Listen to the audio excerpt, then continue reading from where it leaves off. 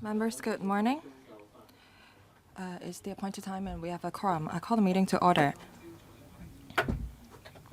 This morning, we will scrutinize the annual adjustment to Social Security payments and issue relating to employment support services under the Comprehensive Social Security Assistance Scheme, that is the CSSA scheme. Please refer to LC paper number CB bracket 11529/2024 bracket 01 and 02. If I may remind members, in accordance with Rule 83A of the Rules of Procedure, in a panel meeting, member cannot move any motion or amendment or speak on items in which they have direct or indirect pecuniary interests unless you disclose the nature of the interest. So I remind members that if you have any direct or indirect pecuniary interest in relation to the item of discussion today, please disclose the nature before you speak.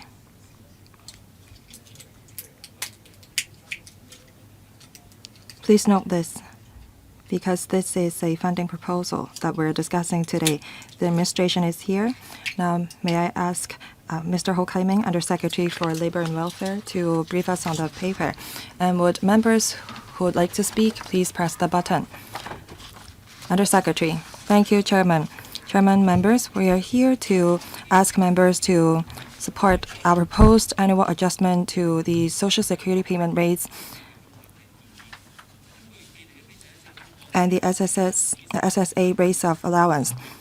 As at the end of October, the government adjust the CSSA standard payment and the rates of allowance under SSA, that are the old age allowance, old age living allowance, disability allowance, in accordance to the 12-month moving average of SSAIP. Ending September 2021, we registered a cumulative increase of 1.1%. This will not be a final figure. When we apply to the Finance Committee, we will propose the rate of adjustment according to the figure as at the end of 2024. Starting from the 1st of February, CSSA recipients will have their standard payment rates increased. We adjust the MRA under the CSSA scheme according to the 12-month moving average of the rent index ending October 2021. We adjusted the MRA last time in February 2021. Despite the decrease in MRA effective rate in the last 3 adjustment cycles, we did not lower the MRA because we considered the CSSA's recipients facing extra financial assistance in face of the pandemic and the challenging economic conditions. Comparing the 12-month moving average ending October 2024 compared to that period of last year, we registered a cumulative increase of 0.1%. So we think that the recent increase in private housing rents borne by housing in the lower expenditure group have fully offset the cumulative decrease in rents since October 2020. And if, in the event that the 12-month moving average ending October 2024 registers a cumulative increase when compared to the 12-month moving average ending October 2022, the government will adjust the MRA upwards accordingly and inform the FC. We don't just provide cash assistance, we want to assist recipients who want to work to overcome employment barriers. In April 2022, the Social Welfare Department launched the Employment Support Scheme to provide incentive counseling services to enhance the employability and secure paid employment and help the recipients to enhance employability, secure paid employment and return to mainstream education. The contract period will end in September 2005. Members show concern to the effectiveness of the employment support scheme to better allow the recipients to enhance employability and integrate into the society and reduce reliance on CSSA. We will launch the new support program for the unemployed on a pilot basis for 2 years. For able-bodied CSSA recipients aged between 15 and 59 will be mandated to join the SPU, that is support program for the unemployed. They have to take up paid work arranged by the SPU operators on a weekly basis until they have gained employment and return to mainstream education. And compliance with the unpaid work requirement will result in CSSA stoppage for their households. Compared to employment support scheme, which emphasizes counseling services, the new program, that is the SBU, will be more simple in terms of operation. We try to help participants secure gainful employment or return to mainstream education. Over the long run, we will encourage them to don't rely on CSSA.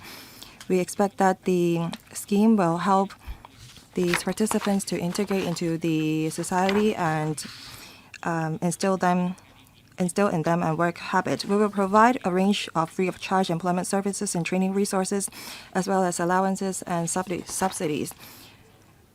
There is manpower crunch in various sectors that are labor intensive, so we think that there will be ample job opportunities for participants.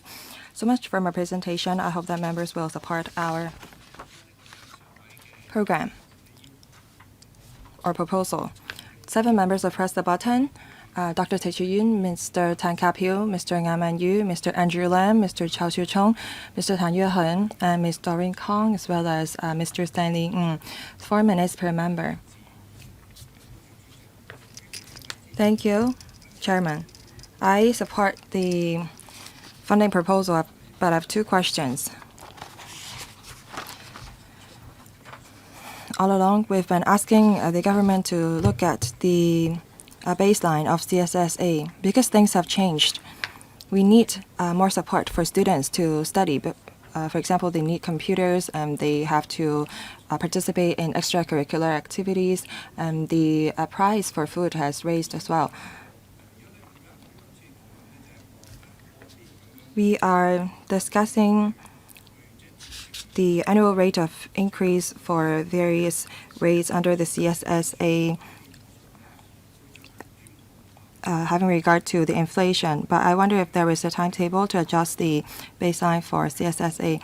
I also like to ask about the employment support services. If we can do this right, then the unemployed can get a job and the sectors with manpower crunch will be able to benefit as well. This is beneficial to the enterprises and the business sector. This also benefits the government. So I'd like to know if there is further improvement, if there is any room for further improvement for the employment support services. We may have more job opportunities on the market, but for participants in the employment support services, what is the success rate in which they are able to secure a job? Undersecretary. Thank you, Dr. Tick, for the question. As we all know, we don't adjust the CSSA according to the CPIA. We adjust it according to the SSAIP, that is the Social Security Assistance Index of Prices. It was established in 1996. In 2021, we adjusted the CSSAIP. We are now preparing for the next adjustment in the 2024-25 year. This will be the foundation on which we will adjust the rate. In 2026, we will adjust the SSAIP. So we will have a new SSAIP in 2026. Please rest assured. As for the new employment support services, I will ask Principal Assistant Secretary Ms. Chan to take that. Thank you. We will replace the employment support services with the support program for the unemployed, SPU. ESS was launched in 2020. We are to provide intensive counseling services to the recipients, and we take into account the preference of the recipients to refer job opportunities to them and provide training for them. So this employment support services is a rather comprehensive kind of scheme. if we are to further enhance the service, the cost involved may be substantial.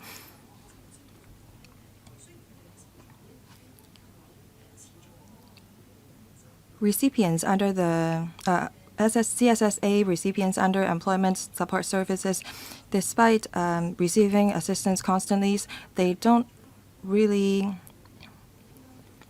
have any drive to look for jobs. So we think that we should change the mode of the scheme to motivate these recipients to secure a job. I'd like to ask about some figures. Can you give us a percentage of which about the success rate of finding a job among the recipients? Thank you. From 2023-24, participants of employment support services amount to 16,000 in 2024, April to September. We have 12,000 participants. From 2023-24, the success rate is, well, 1,000 participants were able to secure a job for at least 1 month.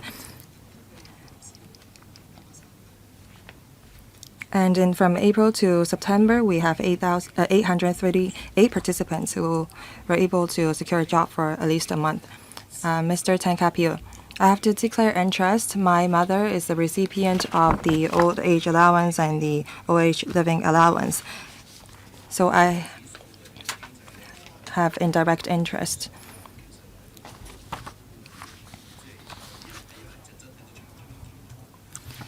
Unless we are reviewing the SSAIP holistically or the payment rate under CSSA or SSA rates of allowance, this is just a regular kind of discussion.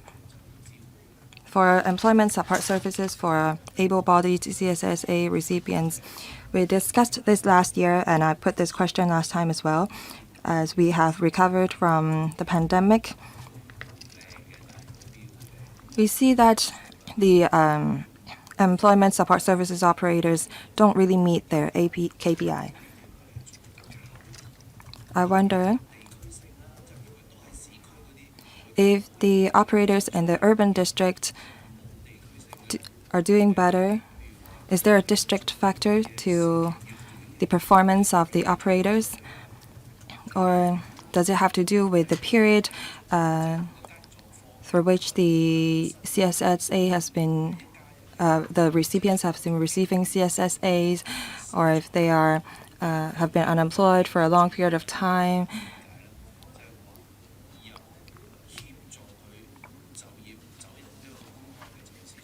Now we're assisting the unemployed to join the workforce. Now the government is trying to arrange unpaid work to able-bodied CSSA recipients. This is an actual change.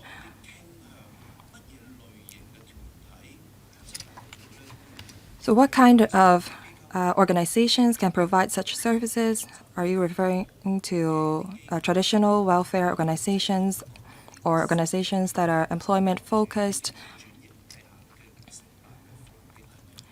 Can you tell us what kind of service providers you're going to engage?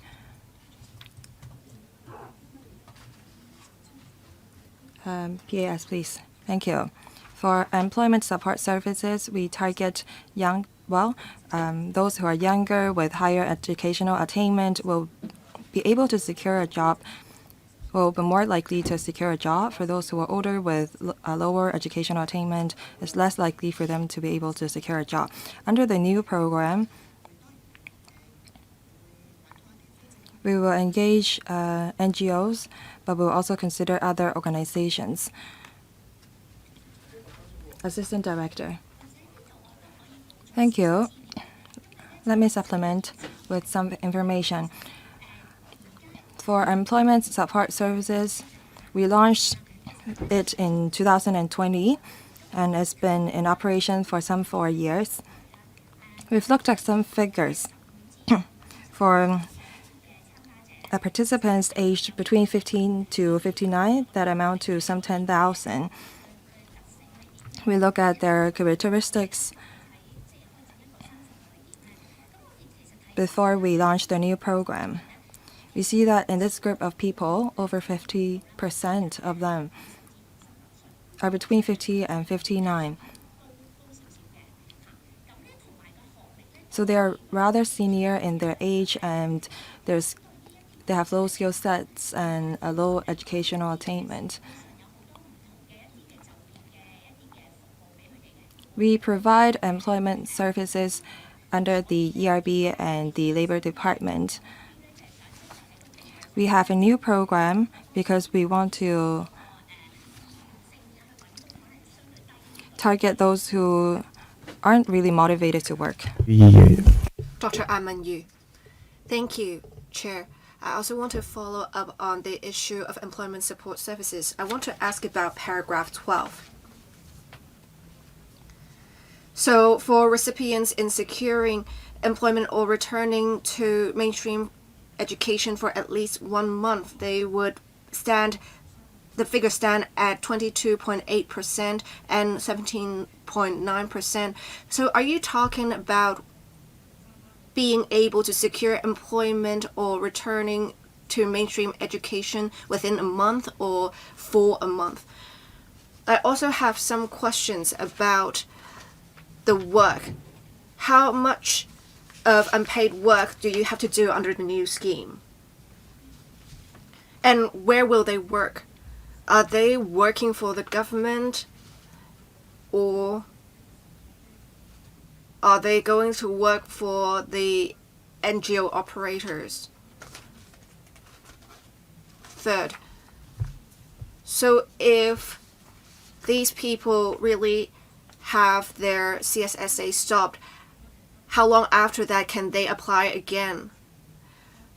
And if they can't apply again, what's going to happen to the dependents? Will you still pay the tuition of the children, for example? I also want to ask about the KPIs for the scheme. So Dr. Tikshin asked about setting KPIs for operators. I want to ask if there are any KPIs for able-bodied CSSA recipients, the time for them to find work or return to mainstream education. Thank you. Assistant Director. Thank you. For KPIs, right now we have set them at, for the span of the services, we want to help recipients, to remain employed or go back to mainstream education for at least 1 month or 3 months. As at 30th of September, for the 4.5 years that the services were operated, if the participants have been employed or returned to mainstream education for at least 1 month, it would stand at 22.8%. For the 3 months, the spec figure would stand at 17.9%. So we are moving closer to the targets. As for the support for unemployed scheme, we would have some requirements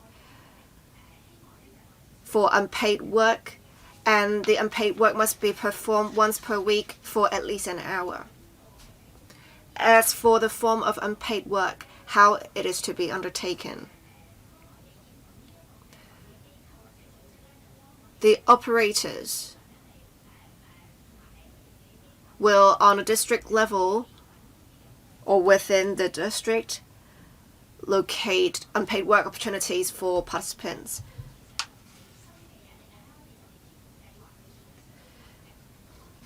There are some features that will continue from the old scheme to the new scheme regarding the stoppage of CSSA. So the punishment of the stopping of CSSA would not only affect the individuals, because CSSA is disbursed to households, we will deduct CSSA payment for 7 days. Thank you. Mr. Andrew Lam. I have 2 questions. One is also on employment support services. If we refer to previous figures, in fact, last year, a member raised a written question. Within 10 years, 138,000 people applied. Applicants successfully applied 276,000, and 7,700 managed to leave the CSSA net. We do not see much of a success in this area, so a review is in order. I will not repeat what other members asked. I would like to clarify something, however.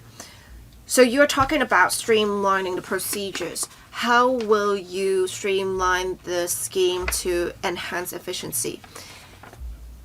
You also talked about punishment by stopping CSSA payment. I'm clear about what you said. I wanted to ask how many people are punished with this. That's my first question. I want to next ask about rent allowance. We have some figures here. It seems that 50% of them would have to be subject to the MRA because they are living in private housing or SDU households, and in fact 20,000 SDU households are eligible for CSSA, but they are not applying for such. Did the government follow up on the relevant figures? Do you find the figures to be accurate? If so, what is your stance on the figures? Thank you. Undersecretary, thank you. 130,000 figure is indeed correct, but that is a moving figure because people would enter or leave the CSSA net. As for the question about rent in 2020, when we made a review and adjusted the rent allowance by 27%,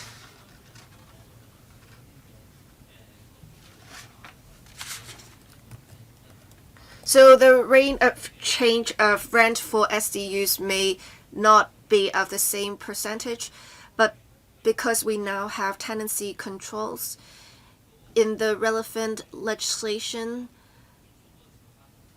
there is a requirement on the change of rate of increase for the rents at SDUs. So we believe the increase will be limited. I'll let the Assistant Director answer the rest of the questions. Thank you. From 1st of April 2020 to end September this year, as for how many people were punished by stopping CSSA payment, approximately 4,000 times, and that would involve 2,300 people. Thank you. Well, we have been talking about SDUs for a while now, and that is a hot discussion topic. The Housing Bureau has some indicators measuring rent levels of SDUs, and it seems that in some districts the rent level has fallen.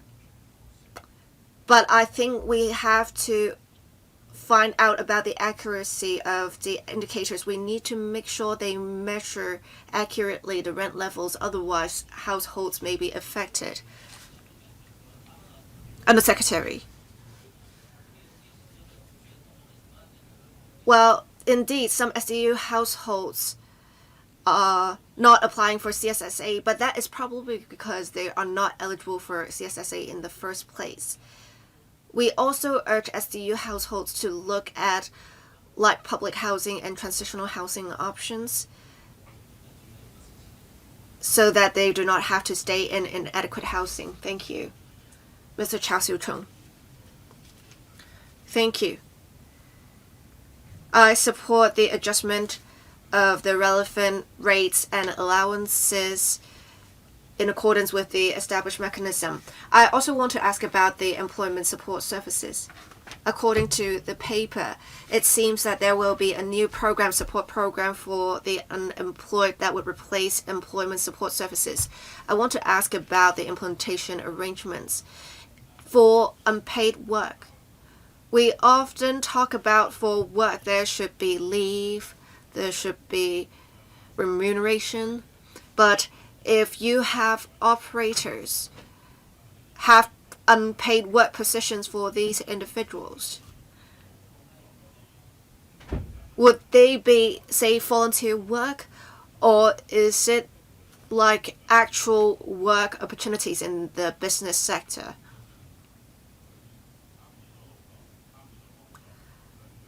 If individuals work, they should be entitled to leave and remuneration. So would you consider providing them with remuneration?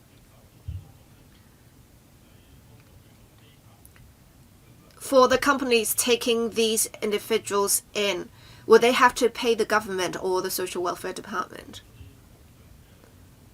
Otherwise, they would just have unpaid labor to work for them.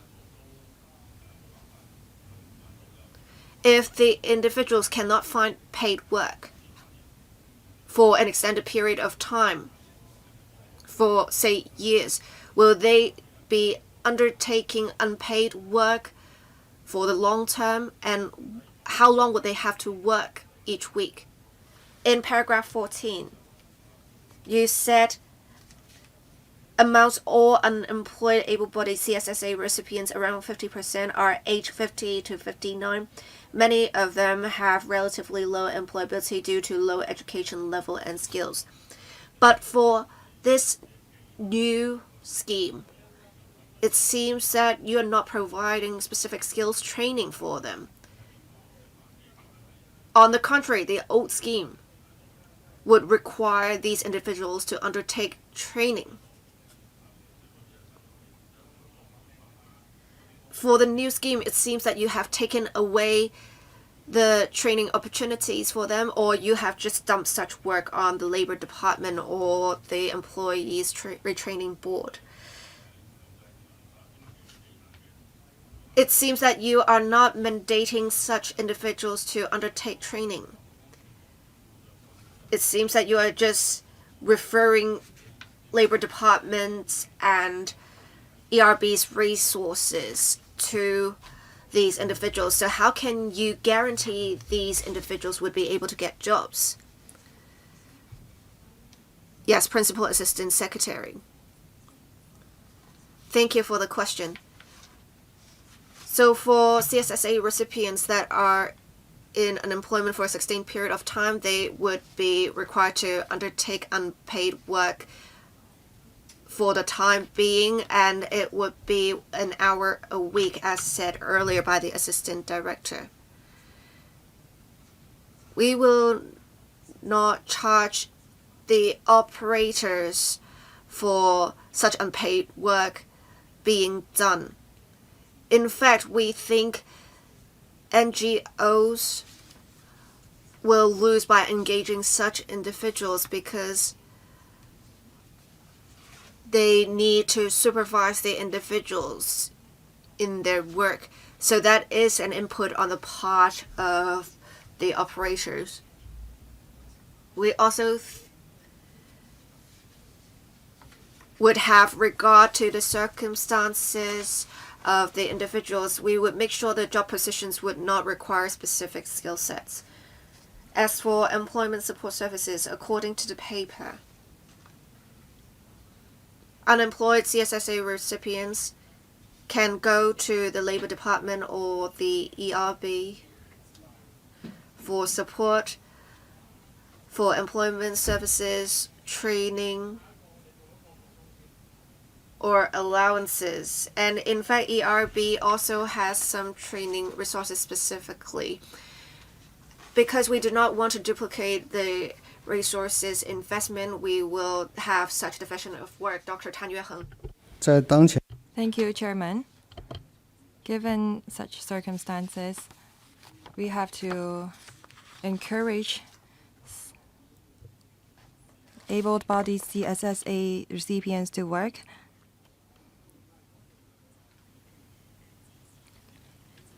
This will allow us to support them in becoming self-reliant, and this will alleviate the burden of the government. So I support this proposal, that is replacing the employment support services with the SPU. But I have a few questions. First, according to the paper, it is said that only 22.8% of CSSA recipients were able to secure employment for at least 1 month. So I don't understand why you set the standard at 1 month instead of a longer period of time, because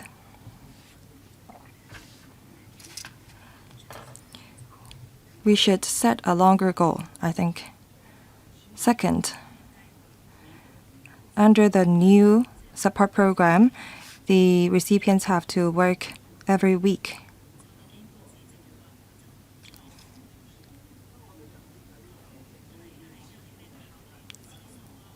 How many times are these recipients are required to work per week? How many hours do they have to work, and what is the content of that unpaid work? Can we actually achieve our target of enhancing the employability of the recipients?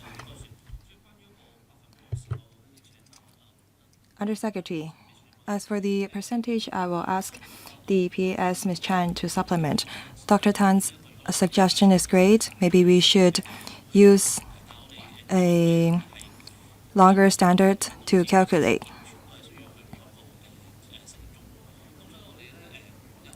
But due to various reasons, recipients had to obtain unemployment allowance because they were not able to secure a job. We just want to instill in them a work habit first under the SPU. According to ERB's experience, they try to cultivate a work habit among their members. So we look at the 1 month standards and the 3 month standards, and we see a change. We want to change the habit of the recipient. That's why we set the standard at 1 month. I will ask Ms. Chan to supplement. Thank you. The Undersecretary is right. We want to use the new model to instill in them a work habit and allow them to participate in work and work with other people regularly. This will help enhance their employability. As for the KPIs, well, the percentage you see on the paper are numbers relating to the old program. Under the new program, as the model is very different, we will collect data on whether the participants comply with our requirements and the CSSA stoppage situation. We'll collect these data to assess the effectiveness of our new program. Ms. Doreen Kong. Thank you, Chairman. Under the new program, well, I think that we should reform because it seems that we're stuck under the old program. So I think that the new program may bring about some changes. But the paper submitted by the administration is rather simple. I think that the administration will give us more details in the future. I look forward to them. It is said in the paper that if the participants do not comply with the unpaid work requirements, so I wonder what is the concrete details. I have a few personal comments. Recipients of CSSA have their own rights and they have dignity. They shouldn't be asked to take up any work assigned by the government. Please care for these recipients. When you assign unpaid work to them, Please allow them to work. Please allow them to choose the work that they want to take up. The new program does not only help the CSSA recipients, but the society as a whole. So what is my question? Shouldn't we give the participants some remuneration? If the work is completely unpaid, you're just asking them to take up volunteer work. Is this the best for their dignity? Shouldn't you pay them certain fees so that they could feel better?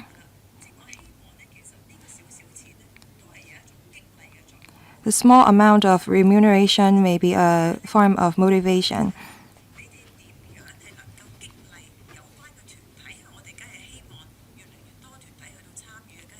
Of course, we want more organizations to participate, but you haven't told us what organizations you will invite. So how are you going to encourage more organizations and employers to participate in the news program?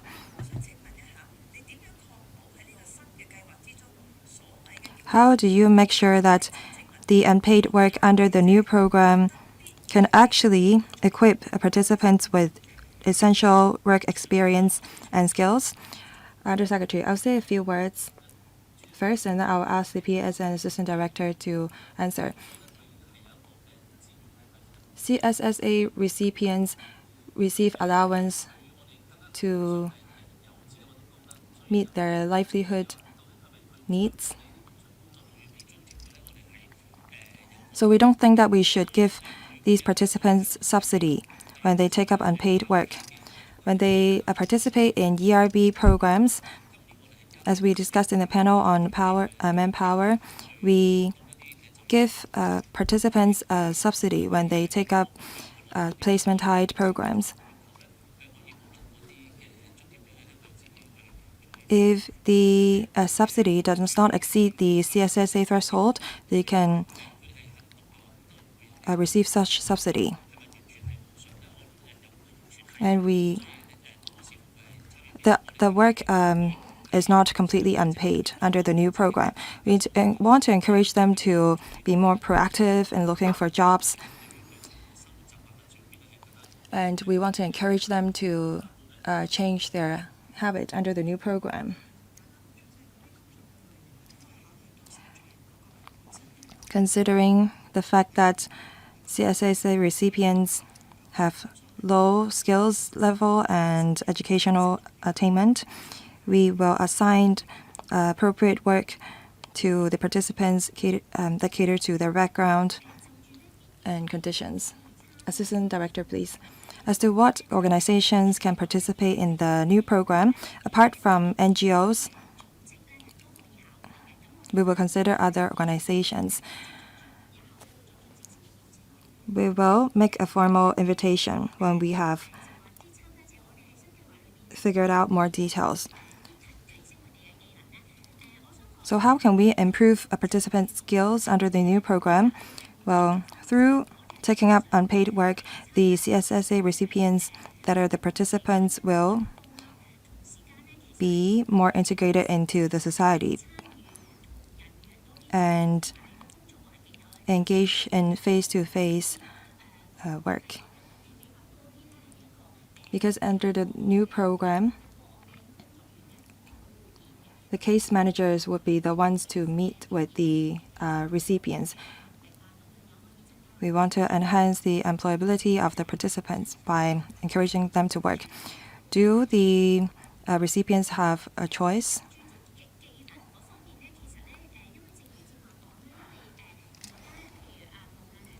Regarding skills, ERB and Labor Department have different programs to help the unemployed. This will help them enhance their skills. This is to avoid duplication of skills. Chairman, she has not answered you the question. I was asking if the participants can choose the work that they want to take up. My apologies. On the arrangement of unpaid work, we will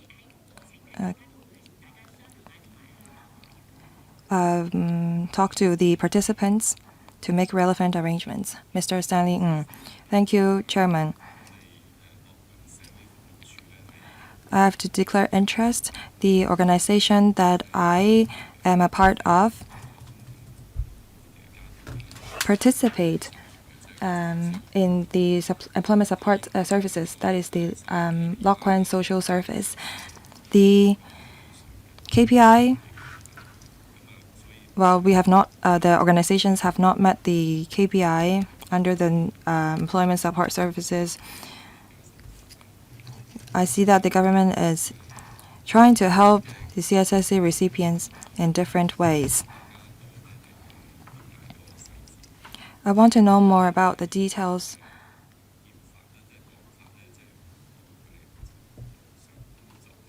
of the new program. You're asking the participants to take up unpaid work. And I think that the term unpaid work is not ideal. CSS recipients receive allowance, so they have obligations to contribute to the society and participate in the workforce. This is a way for us to help them enhance their skills and integrate into the society so that they can secure a job. We shouldn't use this term unpaid.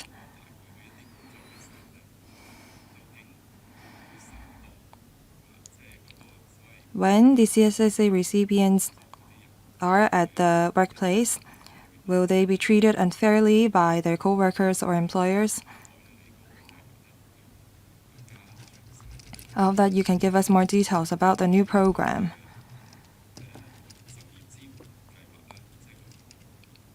Regarding the employment support services,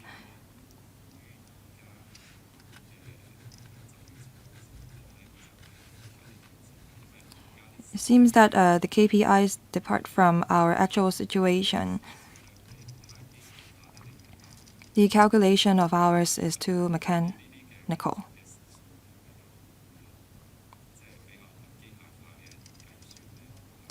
Will you adjust the mode of calculation for participants who work as delivery workers of takeouts?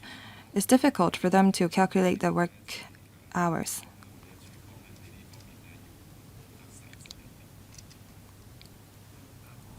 Undersecretary. PAS, please. Thank you, Chairman. And thank you, Mr. Ng, for the suggestion.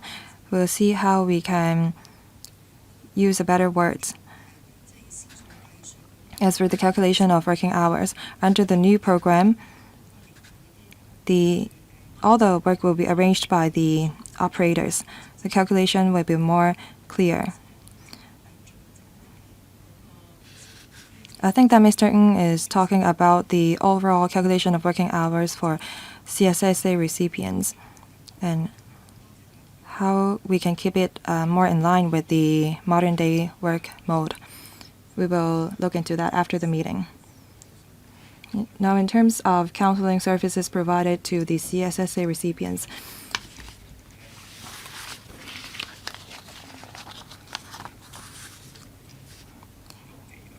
it is difficult for us to motivate them.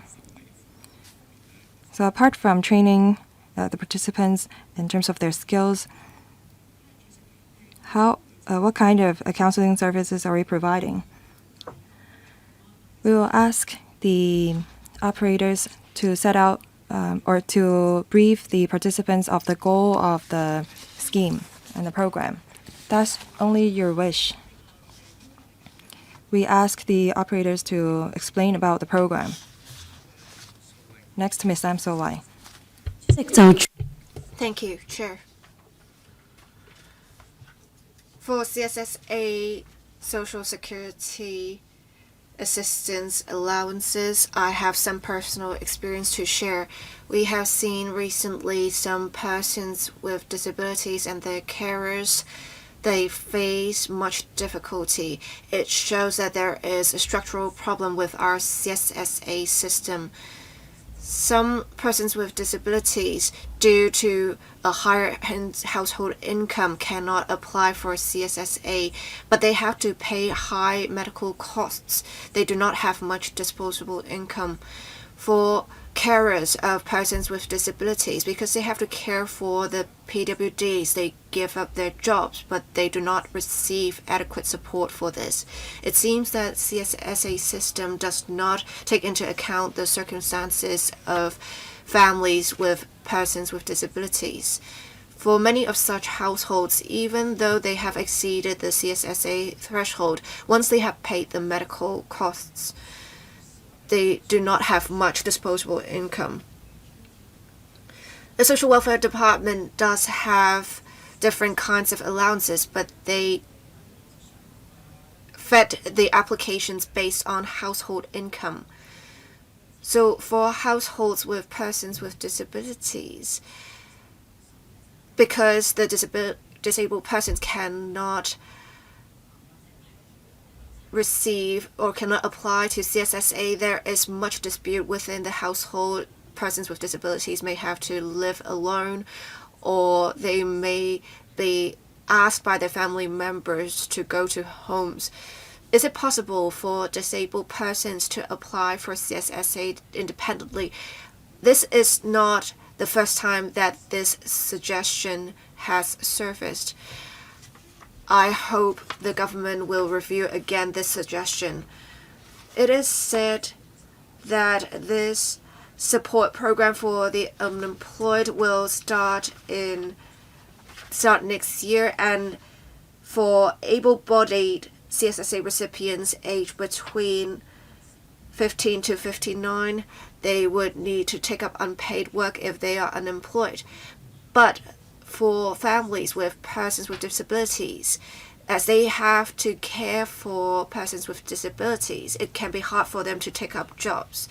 Will you give them some more relaxation in restrictions so that they do not have to take up work right away? Thank you. Other Secretary, thank you. We did hear the suggestion for independent applications to CSSA, but we considered it is more appropriate to vet CSSA applications on a household level, because we want to make sure we are directing resources to those most in need. The logic is, in my understanding, persons with disabilities' medical costs are almost fully covered by the government. But of course, we understand that persons with disabilities households may have a higher income, so they may not have full entitlement to the reimbursement of medical costs. So their family members may have to pay some of the medical costs of the persons with disabilities. But let me say this, apart from CSSA, we do have a scheme that would support these households to engage foreign domestic helpers. There are also other support programs. If we have to only for meeting the needs of persons with disabilities and reform the entire CSSA system, we consider there is no such need at the moment. I'll let the Assistant Director supplement my answers in relation to employment support services. Thank you. We do ask able-bodied CSSA recipients aged 15 to 59 to take up unpaid work if they remain unemployed. But if their households have persons with disabilities, and if individuals have reasons that are justifiable, for example, they have young children to care for or persons with disabilities to care for, we will not classify them under the group to undertake unpaid work. Thank you. Mr. Lam San Kong. Thank you. I have some questions about the government's paper. So with the adjustment to the maximum rent allowance, they had reference to the rent index. Is it a composite index that would take into account the property of higher prices? Oh, I think you're taking instructions now, so you should be able to provide me with an answer. I next want to ask about paragraph 15, financial implication.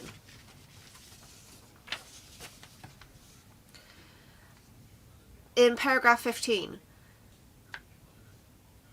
well, I don't think they have talked about much here, to be honest. It says that they would have the results subject to the actual movement of the SSAIP ending October 2024. Now we're closing the end of November. Do they not have such figures still? Thank you. The second part of the question, I will let the colleague from the Census and Statistics Department to answer that question. But let me say this. We will make sure such figures will be available to the Finance Committee when the proposal is submitted to the Finance Committee. Chair. Well, it has been 22 days since end of October. I think next time they should submit the figures earlier for our consideration, because we should be able to ask questions on those figures. And my first part of the question was not answered.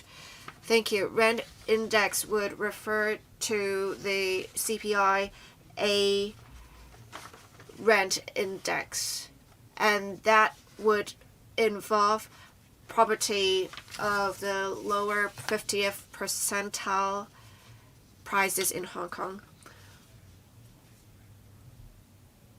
And we would use a 12-month moving average. When we submit the proposal to the Finance Committee, we will have the figures. We do not have such figures included in the paper because at the time of compiling this paper, we do not have such figures available just yet. Thank you. Well, I want to ask, so this is not a figure specific to CSSA recipients. In fact, I think Dr. Tick asked about whether a rent index will be compiled for SDU household rents.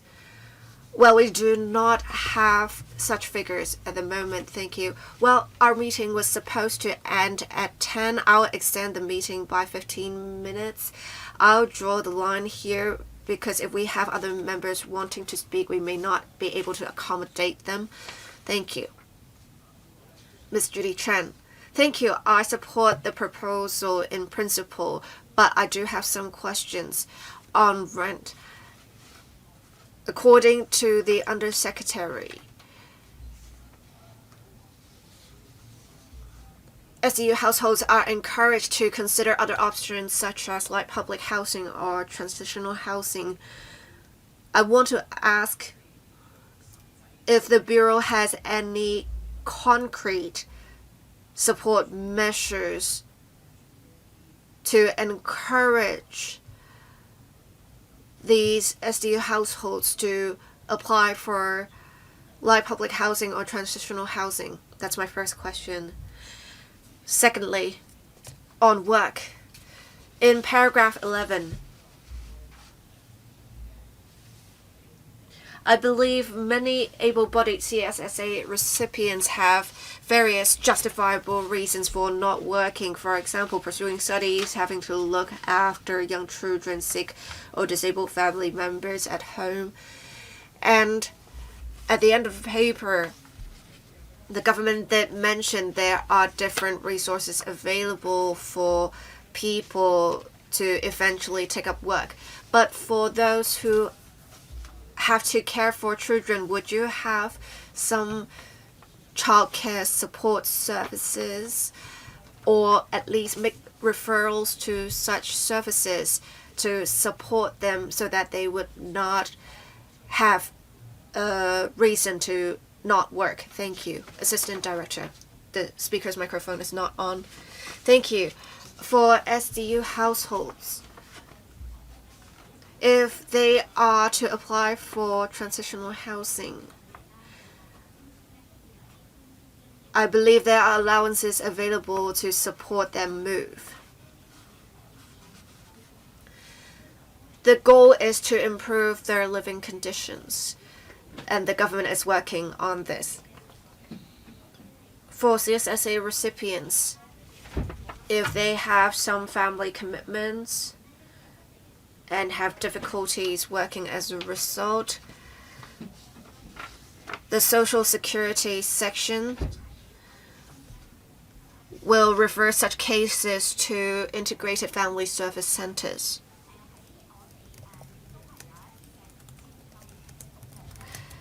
On childcare support services, we do have some community childcare support services available to households.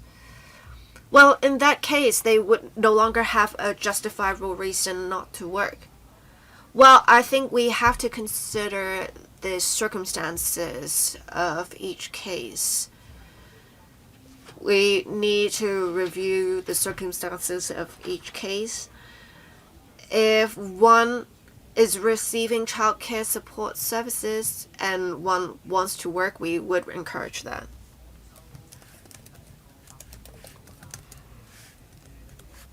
Well, you may not have the figures to answer the first part of my question. I'm just hoping the government can be more proactive in encouraging and supporting SDU households to apply to like public housing and transitional housing. You shouldn't just hope that they would do that. Thank you. Mr. Tommy Chung.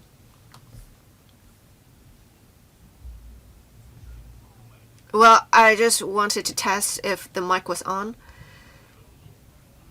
Thank you.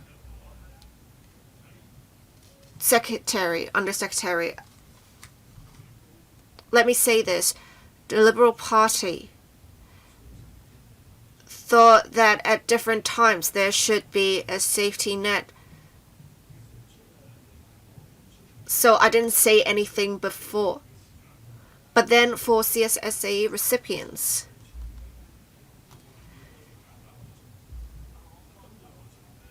you shouldn't offset their allowance with their work. That is, if they're working, you shouldn't deduct their allowance. If they choose to go wash dishes and if they are earning $16,000, you shouldn't deduct their allowance because they may not be able to work for a long time or secure this job for a sustained period of time. For able-bodied CSSA recipients, if they work, you should just let them keep that income. Because otherwise it would be hard for you to encourage them to continue working. You shouldn't deduct their allowance because they are working, because they would be discouraged to work, essentially. I do not require any answers for this. I'm just saying, if we do not have such a long waiting time for housing, if we do not have the issue of deducting CSSA payment because someone is working, the F&B industry wouldn't have to pay so much to dishwashers. If we have couples both working as dishwashers, their income still wouldn't be able to purchase property. They would still have to rely on public housing or CSSA. And in fact, we are paying cash to dishwashers. I do not know how many dishwashers are receiving CSSA, how many are waiting for public housing. I do not have such figures. But let me just raise a point here. I do not have anything to say about making these individuals undertake training or whatever. I'm just asking you to allow people to keep their income. not deduct their CSSA payment when they are working so that they can build up savings? Well, if you want to give some answers, you may, but I don't know if they have enough time. Undersecretary, our stance align with that of Mr. Tommy Chang. For people earning a low income, they can apply for working family assistance. And that will allow them to receive the same level of allowance as CSSA. For people who are able to leave the safety net, we don't see a reason to continue to give them allowance. I understand that Mr. Tommy Chang wants these people to earn a stable income, and if they are able to earn $16,000, we still give them an allowance of $3,000. I think that we're talking about two groups of people here. For these 10,000 people under the employment support services, they are not motivated to work. We will encourage them to join the catering sector. A few members talked about how we can encourage CSSA recipients to re-enter the labor force. It may be difficult, but perhaps the administration should think about if there is a way out, because we have a manpower shortage in various sectors. If you deduct the salary from their allowance, then they will not be motivated. But then the government may think that we shouldn't continue to give them allowance when they're working. Second round, Mr. Stanley Ng, 3 minutes.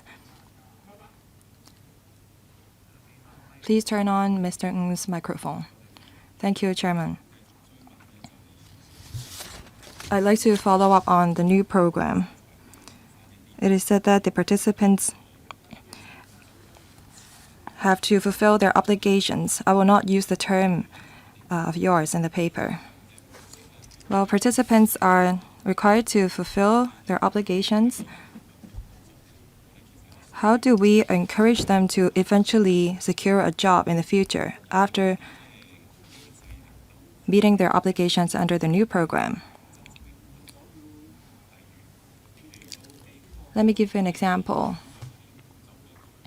After the organizations have given them some job opportunities, will these organizations hire them eventually with a salary? Is there such an interfacing mechanism? Undersecretary, well, I will ask Assistant Director to take the question. I agree with the members' comments.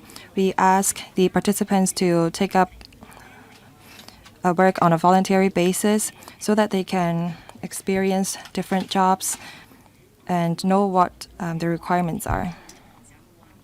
We want to cultivate in them a habit in taking up work on a voluntary basis. In the process, if they become more familiar with a particular sector and want to develop a career in it, you of course encourage the organizations to become the employer of the participant and hire them. That's the goal that we want to achieve.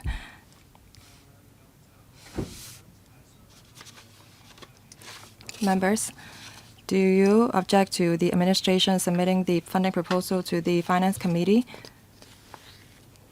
The Liberal Party supports it.